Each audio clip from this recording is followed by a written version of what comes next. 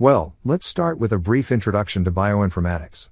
In the last years, we have seen the arising of new technologies that are changing the life sciences. Bioinformatics emerged to deal with the data produced by these new technologies. So, in this presentation, we aim to tell a brief history of bioinformatics. But first, let's start this presentation by talking about the ages of bioinformatics. Different from what most of us think, bioinformatics did not start with DNA analysis. The first computational studies were focused on proteins.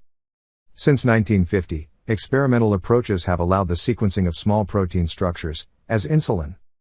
Margaret Dayhoff was a pioneer in bioinformatics studies.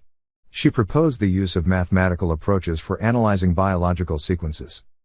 She published the first protein database and introduced patterns to represent amino acid sequences, such as the three-letter code. Also, she proposed the PAM matrix for comparing homologous sequences. In the years 1970, we have released the first methods for DNA sequencing.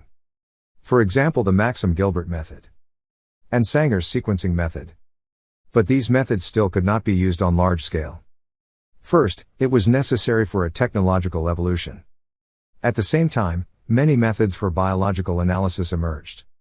For example, the Needleman-Wunsch algorithm for sequencing comparison, and the first methods for phylogenetic tree inference.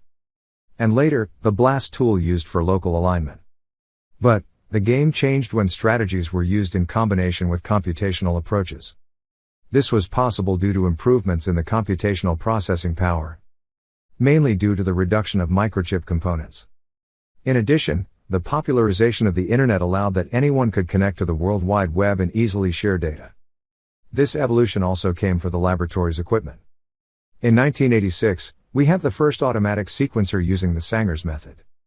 So, this motivated scientists to go beyond. And why not discover the human genome?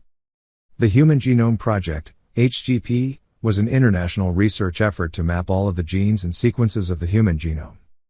And due to the more powerful computers and competition between public and private initiatives, it was possible to use new strategies to sequence genomes, for example, the whole genome sequencing method, where many copies of DNA are fragmented in random positions, read by the new sequencer machines, and then, the fragments are reordered using assembly algorithms.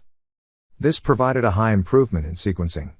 Maybe, we could affirm that this was one of the most important steps for bioinformatics to become what is today. So, in the following years, this strategy was used to sequence the first bacteria genome. And in 2001, the draft of the human genome was published. Nowadays, we have many high-performance sequencing platforms, which can lead to new scientific discoveries at low cost. In this figure, we can see the sequencing cost per human genome. In 2001, the costs were approximately $100 million. Nowadays, the costs are lower than $1,000. All this evolution of technological resources has generated a large amount of biological data.